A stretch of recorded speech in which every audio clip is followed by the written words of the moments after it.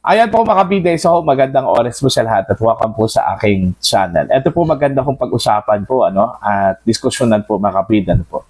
Tila magtatagal po itong impeachment trial po ni Vice President Sara Duterte po. And most probably baka aabutin daw ito by 2027 po. Okay? Ang sabi po ng ilang mga eksperto, the more na magtatagal po ang impeachment trial po ni Vice President Sara Duterte, nasa kanya kung magiging advantage dito, mga kabidan po. Lalong-lalo na po, kung ito po ay aabot po sa susunod na taon. Alam naman po natin, 2027 po mga kabida is an election year. Okay? Election year na po yan. At alam naman po natin, mga kabida, na ang mga politiko po, pagdating ho ng taon na yan, magkakaroon na po ng positioning po, mga kabida. Okay? At ito po ay magiging advantage po, mga kabida, ni Vice President Sara Duterte. Alright? At posible ho na magdadalawang isip, okay, mag-aalangan ang mga senador na i-convict ito kung si Vice President Sara Duterte, mga kabida, considering isang taon na lang po, mga kabida, ay election na po. Alright? Alam naman po natin, napakalakas po ni Sara Duterte, Yung influence po, mga kabida, ni Sara Duterte, hindi ho matatawaran po, Okay? Ito yung sinabi po ni Senate President Win Gatchalian, mga kabida, na posible hong umabot po ng 2027 po, yung impeachment trial ni Vice President Sara Duterte, po. Eto, babasahin ko lang muna, Ito kong article ng ang balita ngayon, Gatchalian. Impeachment trial ni VP Sara posibleng umabot hanggang next year. Alright. Posibleng umabot ng 7 hanggang 8 buwan ang impeachment trial ni Vice President Sara Duterte ayon kay Senate President Sherwin Gatchalian. Ito yung sinabi po ni Senator Win, mga kabida.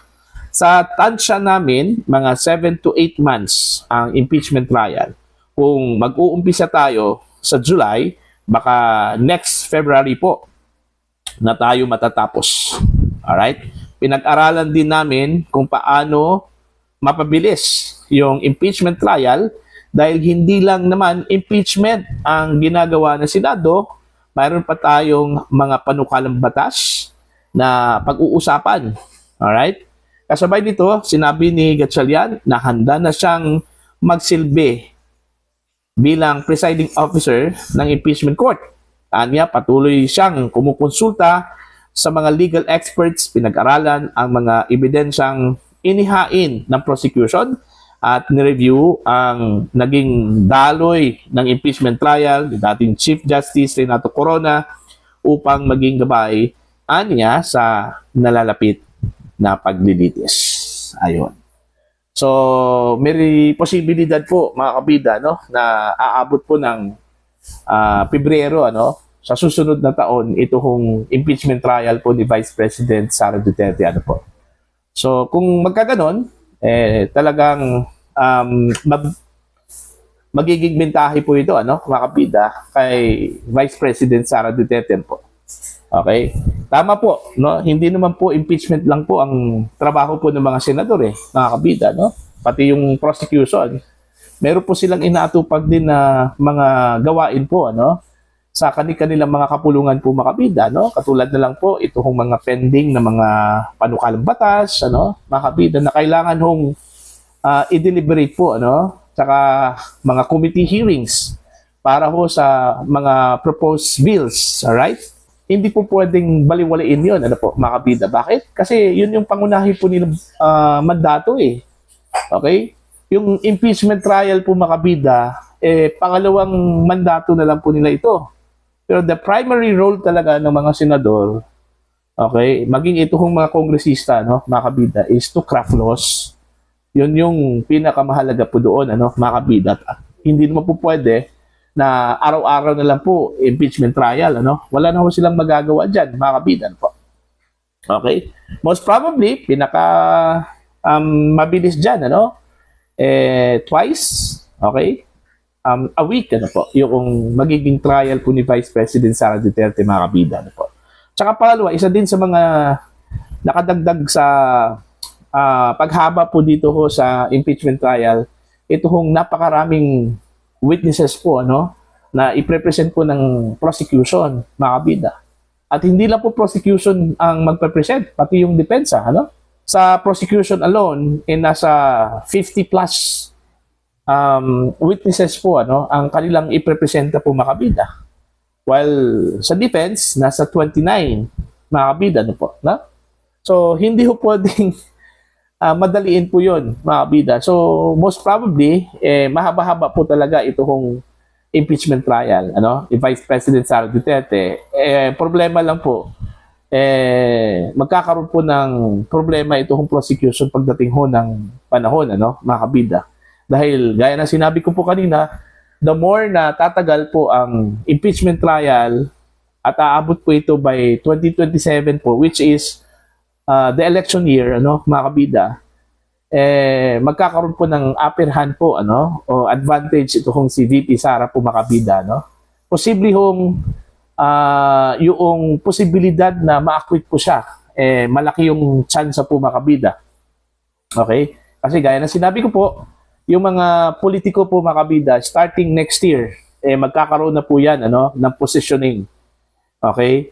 Ibig sabihin po ng positioning po, mga kabida, kung sino po yung pinakamalakas po, ano, na kandidato po para sa pagkapangulo by 2028, dun yan sila, mga kabida, no? Alam naman po natin kung sino pinakamalakas ngayon. Okay? Ito kung si Sara Duterte po, ano, mga kabida. Okay? Yung balak at plano na paikliin lang po, okay, ito hong impeachment trial, tila hindi ho mangyayari yun. Okay, kasi mayroon pong ilang mga politiko po, ano, mga kabida, lalong-lalo na po itong mga kaalyado po ng administrasyon, ano, na gusto ko nilang paikliin lang po yung trial po ni Sara Duterte, ano, para sa ganon, magkaroon po ng swift decision po, mga kabida, ito hong impeachment court. At ayaw ho nilang paabutin po ito, ano, mga kabida, by 2027 kasi delikado na po.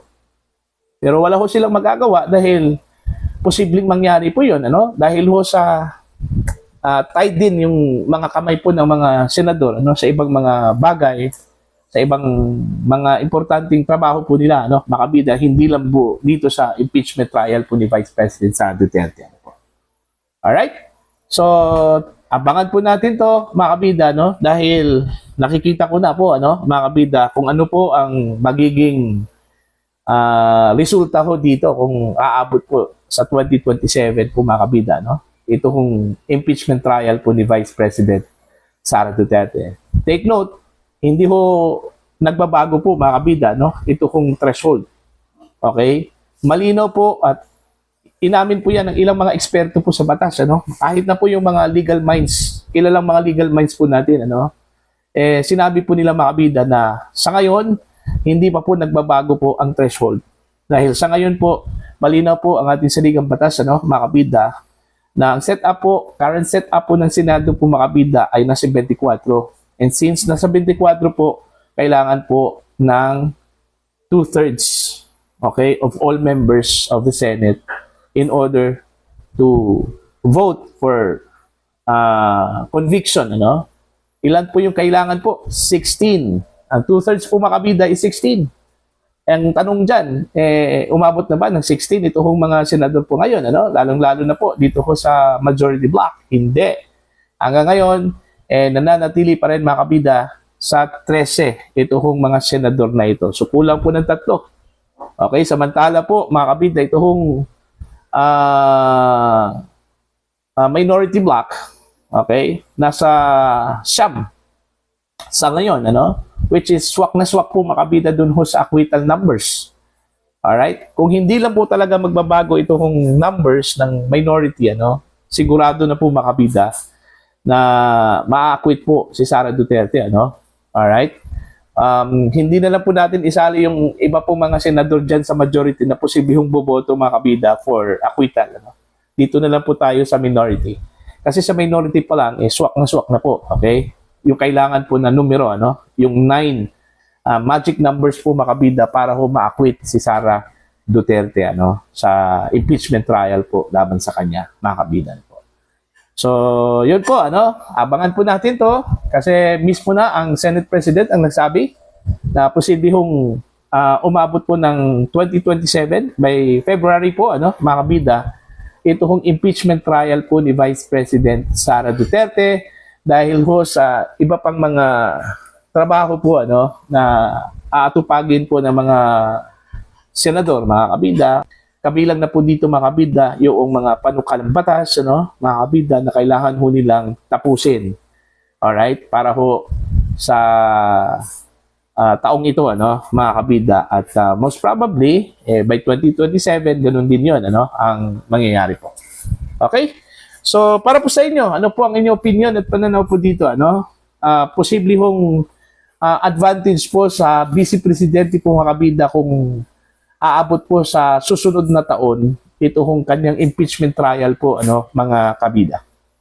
Okay? Para sa akin, personal kong pananaw po kung aabot po ito ng 2027, most probably sa hanay po ng majority block ano mga kabida, merong boboto ng acquittal dyan. Sigurado po ako dyan ano mga kabida.